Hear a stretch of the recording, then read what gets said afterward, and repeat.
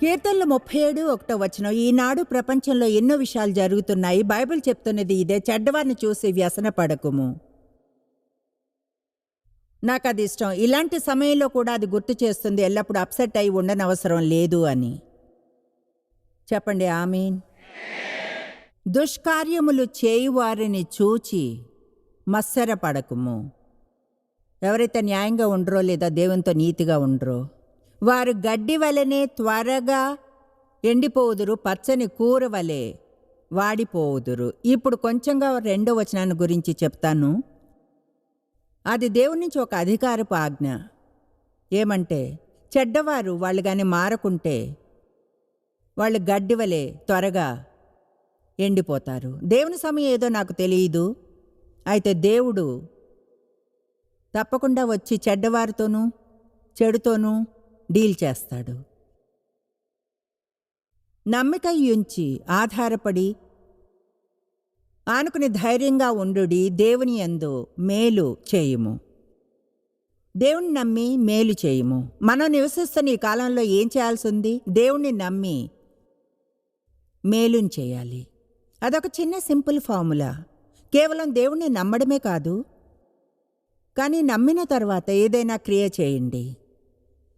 ఈరోజు దేవుని ప్రభుత్వం మరియు మనిషి యొక్క బాధ్యతను గురించి మాట్లాడతాను.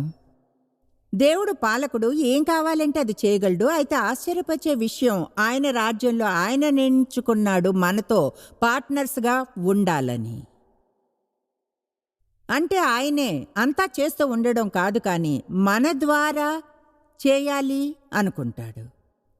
చూడండి, అంతేకాదు, ఆయన ధైర్యమైన అడుగు వేసి మనిషికి ఉచిత చిత్తాన్నిచ్చాడు.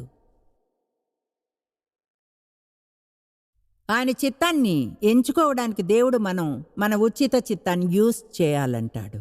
అదే మన జీవితం మీద పెద్ద పిలుపు. ఆయనకు రోబోలు వద్దు, తోలుబొమ్మలు వద్దు. ఉచిత చిత్తాన్నిచ్చాడు. ఎవరైనా నరకానికి వెళ్ళాలి అనుకుంటే అలా చేసే వాళ్ళ హక్కుని దేవుడు కాపాడతాడు. అంటే అది నిజం. నాకు బాగా తెలుసు, కొంతమంది తెలుసుకుంటున్నారని ఎవరైనా దేవుణ్ణి ప్రేమించాలని అనుకోకుంటే వాళ్ళు దేవుణ్ణి ప్రేమించేలా చేయలేరు. అది వాళ్ళు చేసుకునే ఒక నిర్ణయం. అయితే వాళ్ళు చేసుకునే నిర్ణయాలకు వాళ్ళే బాధ్యత వహించాలి. కనుక ఈ ఉచిత చిత్తం విషయం ఒకవైపున ఎంతో ఆసక్తికరంగా ఉంటుంది. అయితే దానికి ఎంతో బాధ్యత ఉంటుంది. ఎందుకంటే నాకు ఉచిత చిత్తం ఉండి నా ఎంపికలు నేను చేసుకోగలిగితే దేవుణ్ణి నిందించలేను, లేదా ఇంకెవరినైనా నా గందరగోళానికి.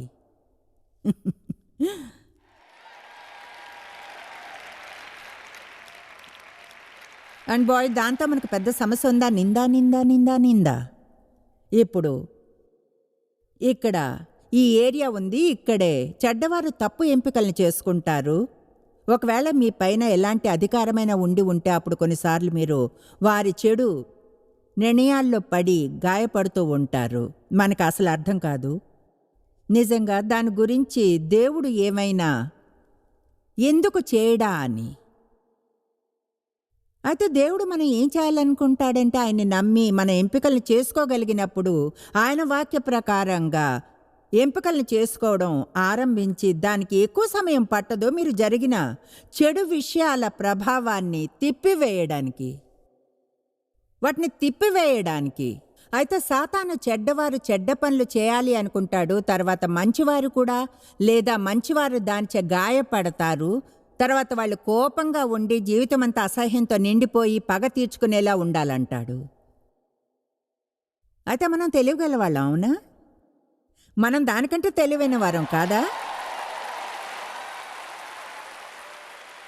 మనం చేయగల అతి మూగ పని మన శత్రువులతో మనమే డీల్ చేయాలనుకోవడం. ఇప్పుడు అది చెప్పగలను. 40 ఏళ్లుగా వాక్యాన్ని బోధించిన తర్వాత అయితే చాలా సమయాన్ని నన్ను గాయపరిచిన వారి మీద కోపంతో వేస్ట్ చేశాను. నిజంగా చూడండి, అది పూర్తిగా టైం వేస్టే. మనల్ని మనం కాపాడుకోవాలని ట్రై చేసేంత వరకు, లేదా పగ తీర్చుకోవడం, లేదా బుద్ధి చెప్పాలనుకోవడం. ఇప్పుడు చెప్పేది వినండి, దేవుడు మనకు హెల్ప్ చేయడు. దాన్ని మళ్ళీ చెప్పమంటారా?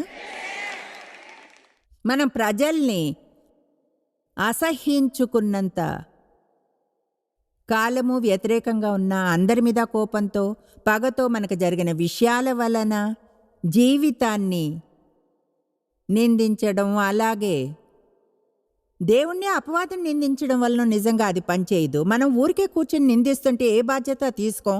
అప్పుడు ఆ సమస్య ఎన్నడూ సాల్వ్ అవ్వదు. కనుక జీవితాన్ని అసహించుకుంటూ గడపవచ్చు. కోపంతో ఉండి పగ తీర్చుకోవాలంటూ అయితే మీరలా చేస్తున్నప్పుడు దేవుడు హెల్ప్ చేయలేడు. మీరనొచ్చి నేను దేవుణ్ణి నమ్ముతున్నానే, అయితే మంచిని చేస్తున్నారా?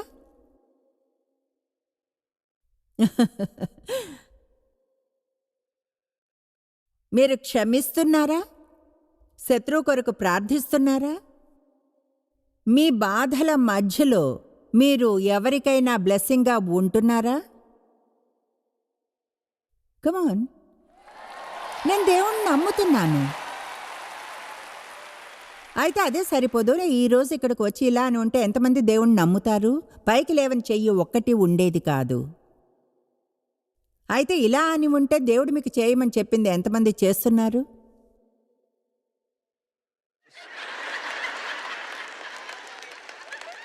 నేను ఓకే, ఇది మాత్రం చెప్పి ముగిస్తాను. దీన్ని చెప్పి విషయాన్ని ఇక్కడ ముగిస్తాను. చర్చికి వెళ్ళడం అద్భుతం. అయితే అది బేస్మెంట్ లెవెలే. Baby entry Christianity.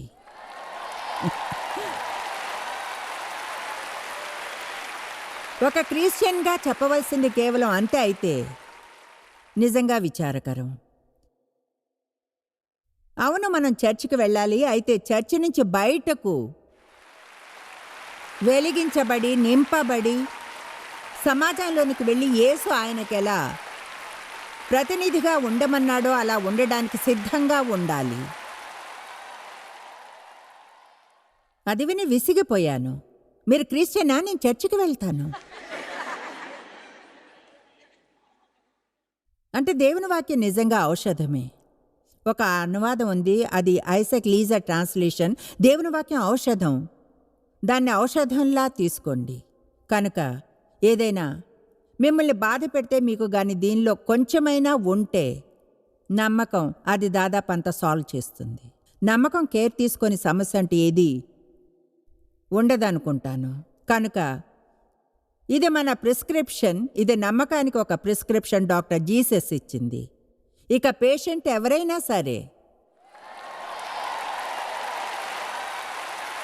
ఎవరికైనా పనిచేస్తుంది. మీకు ఎంత కావాలో అంత తీసుకోవచ్చును, ఎంతకాలం అవసరమైతే అంతకాలం. ఒకసారి చూడండి, రీఫిల్స్ మీరు డాక్టర్స్కి ఫోన్ చేయక్కర్లేదు, వాటికి అంతం లేదు. అయితే హెచ్చరిస్తున్నాను, కొన్ని గంభీరమైన సైడ్ ఎఫెక్ట్లుంటాయి. దీనికి సైడ్ ఎఫెక్ట్స్ ఉంటాయి. శాంతి, ఆనందం, స్థిరత్వం, నమ్మకం, ఇంకా ఓ మై గాష్ అన్నిటికంటే మెరుగైన జీవితం.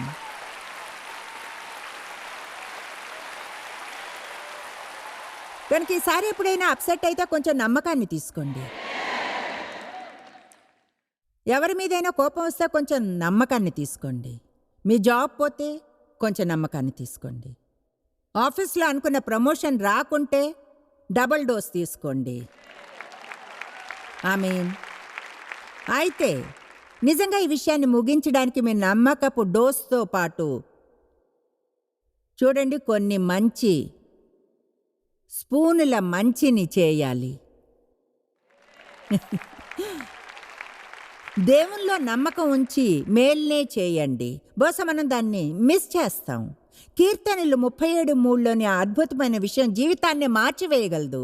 దుష్కార్యములను చూసి వ్యసన పడకుడి. ఈనాడు ప్రపంచంలో ఉన్న చెడుని చూసి దాని గురించి చింతించకండి. నేనేం చేయాలి, ఏం జరుగుతుంది, భవిష్యత్తు ఎలా ఉంటుంది, అంతటినీ అస్థిరంగా చేస్తూ యేసు ఎప్పుడు తిరిగి వస్తాడు?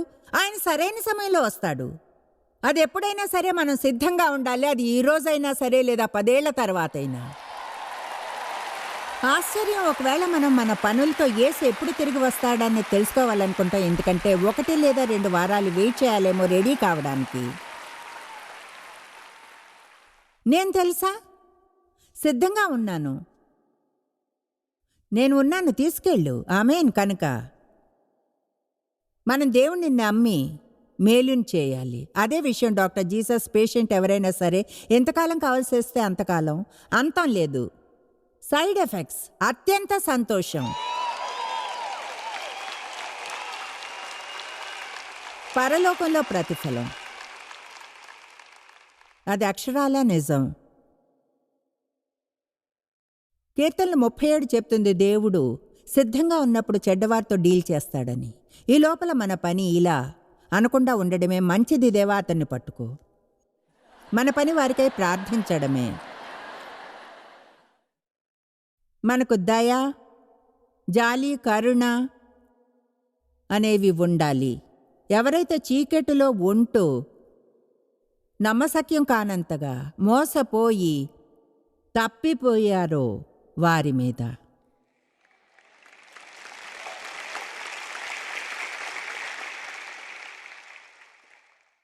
4వ వచనం, యెహోవాను బట్టి సంతోషించుము, ఆయన నీ హృదయవాంఛలను తీర్చును. అది అలా సాగుతుంది.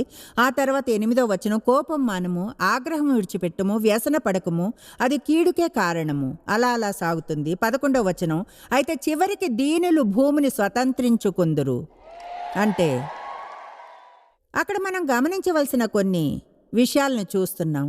అవి దేవుని రాజ్యంలోనికి కరెక్ట్గా సరిపోతాయి. ముందుగా మనం చూస్తాం కొంతమంది చెడ్డవారు చెడు పనులు చేయడాన్ని. మరి దేవుడెందుకు వాళ్ళని ఆపుడు? ఎవరైనా ఎన్నడైనా మిమ్మల్ని అవమానపరిస్తే దేవుని ప్రార్థించారా ఆపమని? అప్పుడు ఆయన ఆపకపోవడం మీకు అది అర్థం కాకపోవడం, అసలు అర్థం కాకపోవడం జరిగిందా? నాకు ఆ అనుభవం ఉంది. నా తండ్రి నన్ను సెక్షువల్గా అబ్యూస్ చేస్తున్నప్పుడు ఎంతో ప్రార్థించాను. దేవుడు నన్ను బయటికి తీయలేదు, నాకు అర్థం కాలేదు.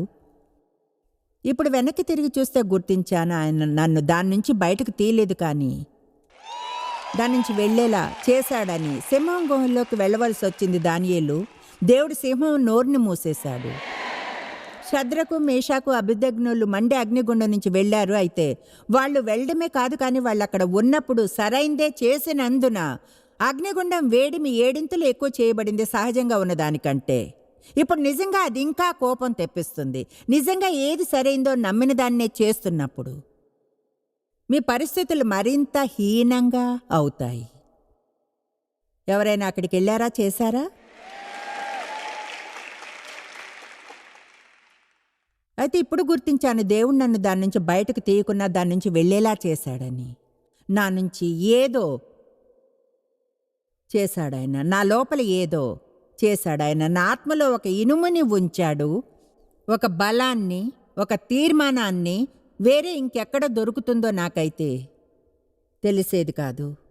అందుకని దేవుడు నన్ను బయటకు తీయకుంటే దాని నుంచి తీసుకుని వెళ్ళేలా నేను ఆయన్ని నమ్మి, నాకు తెలియనిది ఏదో దేవునికి తెలుసు అని విశ్వసించి, నేను నమ్మిన దానికంటే ఎంతో ఎక్కువగా ఏదో చేస్తాడు అనుకోవాలి.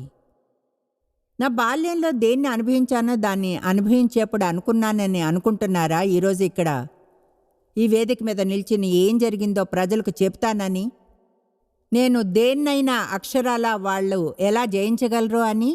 అయితే నేను దాని నుంచి వెళ్ళుండకపోతే ఎవరికి ఏమీ చెప్పలేను. అంటే చెప్పగలనా? అయితే బయట ఎన్నో వేర్వేరు సిద్ధాంతాలు తేలుతున్నాయి. ఇక నేను చూడండి, అన్ని వేళ అందరికీ మీరు చెప్పేది నచ్చకపోవచ్చు. అయితే బహుశా కొన్నిసార్లు మనల్ని దేని నుంచో దేవుడు వెళ్ళనిస్తాడు. అది నిజంగా హాస్యాస్పదంగా, అన్యాయంగా అనిపిస్తుంది. ఎందుకంటే ఆయన ఎవరైనా అనుభవించి విజేతగా బయటకు రావాలనుకుంటాడు. అదేదో అంత ఘోరమైన దాన్ని మీరు అనుభవించనక్కర్లేదు, ప్రజలకు హెల్ప్ చేయడానికి అవసరం లేదు. అయితే ఎవరైనా ఏదైనా కష్టమైన దాని నుంచి వెళ్ళినప్పుడు వాళ్ళు పూర్ణంగా, పవిత్రంగా, ఆరోగ్యంగా బయటకు వస్తారు, సంతోషంగా, ఆనందంగా. ఇప్పుడు ప్రజలు ఎలా అంటే ఏమో బహుశా నాకు నిరీక్షణ ఉందేమో కనుక గతంలో ఎప్పుడు చెప్పలేదు. అయితే కాలిఫోర్నియాలో నా నోటి నుంచి వచ్చింది. ఈ సిరీస్లోని మొదటి భాగాన్ని బోధిస్తున్నప్పుడు ఇప్పుడు మళ్ళీ వచ్చింది. నన్ను విడుదల చేయమని దేవుణ్ణి ప్రార్థించాను. కనుక అది బాగుండేదా? నన్ను విడుదల చేయడం దేవునికి మంచిగా ఉండేదా, లేక విడుదల చేసేదానిగా మార్చడమా?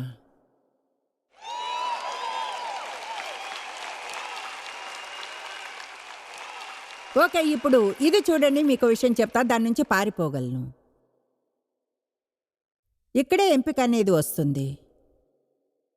ఇలా అని ఉండవచ్చు, దీన్ని మర్చిపో, నేను ఇది దేవుని విధానంలో చేయను, నేను నా విధానంలో చేస్తా.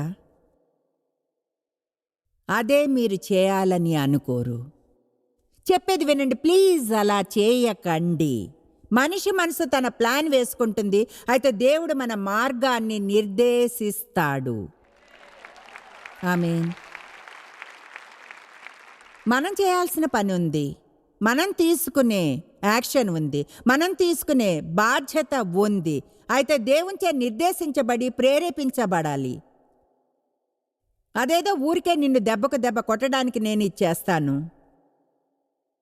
ఎందుకంటే దేవుని వద్ద వేరే ప్లాన్ ఉంటుంది. నా జీవితంలోంచి మిమ్మల్ని తీసివేయాలనుకుంటే ఇంకెన్నడూ మాట్లాడకూడదని, మీ జీవితం నాశనం అవుతుందని విన్నప్పుడు సమస్యలో ఉన్నారనో ఆనందిస్తే మీకు హెల్ప్ చేయొచ్చు. నేను చేయడం లేదు, నాకు ఎప్పుడైనా ఏం చేశారని. అది మనిషి మార్గం. బాయ్ శరీరానికి అది ఇష్టం. అవును, మీకు చెప్పాను, దేవుని విధానం అది కాదు. 40 ఏళ్ళు దేవుని వాక్య అధ్యయనం చేసిన తర్వాత ఏం తెలుసుకున్నానో తెలుసా? ఆ 40 ఏళ్ళది దాన్ని మీకు డౌన్లోడ్ చేయమంటారా? సిద్ధంగా ఉన్నారా? ఇదిగో అది ఇదే. నేనేమనుకున్నా సరే ఎప్పుడు దేవుడే రైటు. దాన్ని ఊహించండి, దేవుడే ఎప్పుడు రైటు. కనుక కొన్నిసార్లు దేవుడు మనల్ని కష్టం నుంచి వెళ్ళనిస్తాడా, అది మనకు అర్థం కాదు. ఎందుకంటే ఆయన మనం ఎన్నడూ నమ్మలేనిది చేస్తున్నందున. దాని నుంచి మీరు పారిపోగలరు దేవుని చిత్తానికి దూరంగా. నేను లోబడే భారీగా మారాల్సిన అవసరం లేదు, ముందులానే ఎదురు తిరిగే దానిలానే ఉండవచ్చును. నేను ఆలోచించగలదంతే. ఓ చెడుగా ఉండేదాన్ని మ్యాన్, నిజంగా ఏ పురుషుడు నేనేం చేయాలో నాకు చెప్పకూడదు, నీ అవసరం నాకు లేదు. కమాన్, అవును. తర్వాత బైబిల్ చదవడం ఆరంభించా.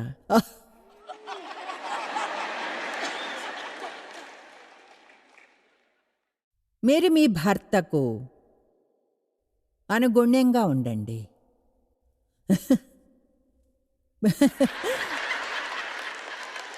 ప్రభువుకు సేవ చేసినట్లుగా.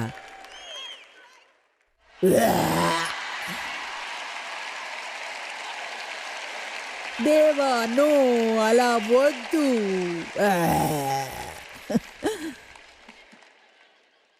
అయితే విషయం ఇదే. ఈరోజు కొందరితో మాట్లాడుతున్నాను. విషయం ఏమిటంటే, నేను నేర్చుకునే వాక్యానికి విధేయతగా ఉండక్కర్లేదు. నా రక్షణ దాని మీద ఆధారపడలేదు.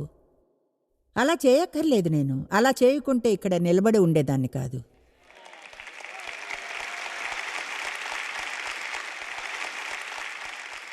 కనుక జీవితం నుంచి మీకేం కావాలి? ఈరోజు మన ముందున్న ప్రశ్న, జీవితం నుంచి నీకు ఏం కావాలి? దేవుణ్ణి ఎన్నో అడిగారు, మీకు అవి కావాలా వద్దా?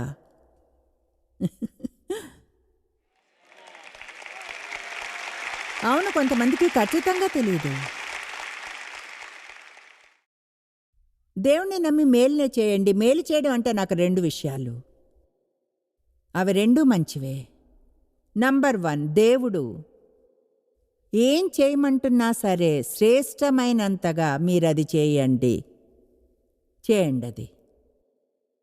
అది ఏదైనా, వాక్యంలో చదివినది ఏదైనా లేదా దేవుడు మీ మనసులో ఉంచిందైనా, అది ఒక లోగో వాక్యమైనా వ్రాసిందైనా రేమో అయినా మనసులో ఉంచింది. మనం పర్ఫెక్ట్ కాదు, మొండి వాళ్ళం, స్లోగా ఉంటాం, టైం పడుతుంది. అయితే మీకు వీలైనంత శ్రేష్టంగా దాన్ని చూసి దేవుడు చేయమని చెప్పింది చేయడానికి తీర్మానించుకున్న వ్యక్తిలా ఉండండి. అంతేకాదు, దేవుడు ఎన్నడూ ఏమీ చేయమండు ఒకవేళ దాన్ని చేసే శక్తి సామర్థ్యాలను మీకు ఇవ్వకుంటే.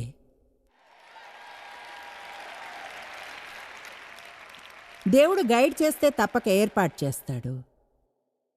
ఆయన కృప ఎల్లప్పుడూ సరిపోతుంది.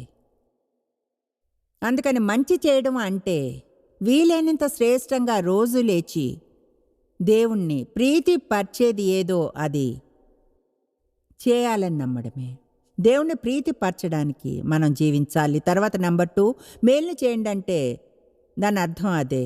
చేయగలిగిన ప్రతి చోట, చేయగలిగిన వారందరికీ వీలైనంతగా చేయగలిగినంత కాలం మంచినే చేయండి.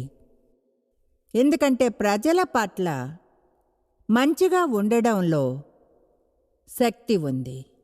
రోమా 12:27 చెప్తుంది, కీడిని మనం మేలుతో జయించమని. నేను పర్సనల్గా అనుకుంటాను, దేవుని రాజ్యపు దాగున్న రహస్యాల్లో అది ఒకటని. మీకు చేయబడ్డ ఏ కీడునైనా దాన్ని జయించే మార్గం బయటికి వెళ్ళి ఎవరికైనా ఏదైనా మేలు చేయడమే. అది శక్తివంతమవుతుంది. మిమ్మల్ని అవమానపరిచిన ఎవరికైనా ఏదైనా మంచిని చేసినప్పుడు ఇప్పుడు అది పూర్తిగా వేరే లెవెల్. అయితే దేవుడే అధికారి. బహుశా దేవుని యొక్క అధికారాన్ని గురించి మాట్లాడడం మంచిది. ఎందుకంటే నమ్ముతానంటే మనకి ఎక్కువగా దేవుని పట్ల భక్తితో కూడిన భయం ఉండాలి. మీకు విషయం చెప్పిన, దేవుడు మీ బడ్డీ కాడు, ఆయన ఒక కాస్మిక్ శాంతా క్లాజు కాడు. మీ పూర్తి కోరికల లిస్ట్ని గ్రాంట్ చేసే ఆయన కాడు. ఆయన పవిత్రమైన వాడు, ఆయన నీతిమంతుడు, ఆయనే అన్నిటికీ అధికారి. అక్షరాల దాని అర్థం సింపుల్ టర్మ్స్లో చెప్పాలంటే ఆయన ఏం చేయాలనుకున్నా చేయగలడు. ఎప్పుడు చేయాలనుకున్నా, ఎక్కడ చేయాలనుకున్నా అది మనలో ఎవరి పని కాదు.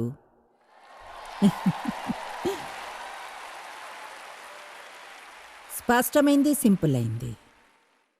అయితే ఆయనకి ఒక అధికారపు చిత్తం ఉంది. మనం అర్థం చేసుకోవాలి. ఎన్నడూ ఏది ఆపలేదని లేదా అడ్డుకోలేదని ఆ అధికారపు చిత్తాన్ని. దేవుడు గాని ఆజ్ఞ ఇచ్చి ప్రకటిస్తే ఆయన అన్నట్లుగా చెడ్డవారు గడ్డి వల్లనే ఎండిపోవుదురు. దాన్ని గుర్తుపెట్టుకోండి. చెడ్డవారు ఇతరులను అవమానపరుస్తూ తమ జీవితాలను గడిపేవారు అలానే చేస్తూ ఎప్పటికీ ఉండలేరు. లెక్క అప్పగించే రోజు వస్తుంది. వచనం చెప్తుంది, చివరికి దీనులు భూమిని స్వతంత్రించు కొందరు. అది దేవుని నుంచి వచ్చిన అధికారపు ఆజ్ఞ. ఒకవేళ మీరు పట్టు వదలకుండా దేవుణ్ణి అంటిపెట్టుకుని ఉంటే బాయ్, చివరికి అదంతా మీదే. హల్లెలూయా! మనం అంతా పొందుతాం. ఆమేన్. అయితే మధ్యలో నివసించాలి. కొన్నేళ్ళుగా నేను ఒక బోధన చేస్తున్నాను మధ్యలోంచి వెళ్ళడం గురించి. ఎందుకంటే అదే ముఖ్యమైన భాగం. అక్కడే పట్టుదలతో ఉండాలి. అక్కడే మీరు గుర్తు చేసుకోవాలి, దేవుని వద్ద ఒక ప్లాన్ ఉంది, మంచి పథకం ఉందని. ఒకటి చెప్పనా, దేవుని వద్ద మీకోసం ఒక పథకం ఉంటే చెడ్డవారి మార్గంలో వచ్చే అవకాశం ఉంది. అయితే చివరికి మీరు తప్ప ఇంకెవరు మీకోసం ఆయన ప్లాన్ని ఆపలేరు. మీరు కావాలంటే దాన్ని ఆపవచ్చును. చెప్పింది విన్నారా? మీరు తప్ప ఇంకెవరు మీకోసం ఉన్న దేవుని ప్లాన్ని ఆపలేరు.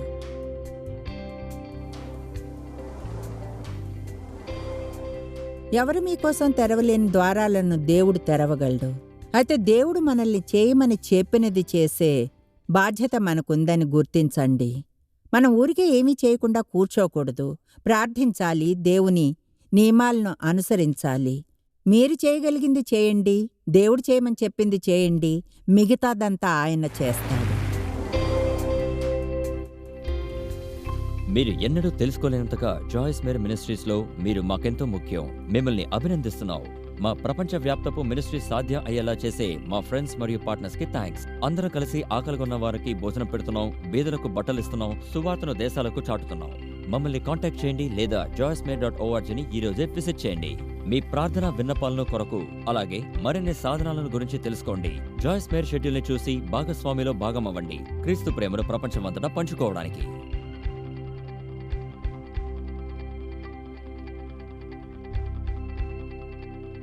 ఈ ప్రోగ్రాం జాయిస్ మేరీ మినిస్ట్రీస్ పార్ట్నర్స్ మరియు ఫ్రెండ్స్ ద్వారా స్పాన్సర్ చేయబడింది.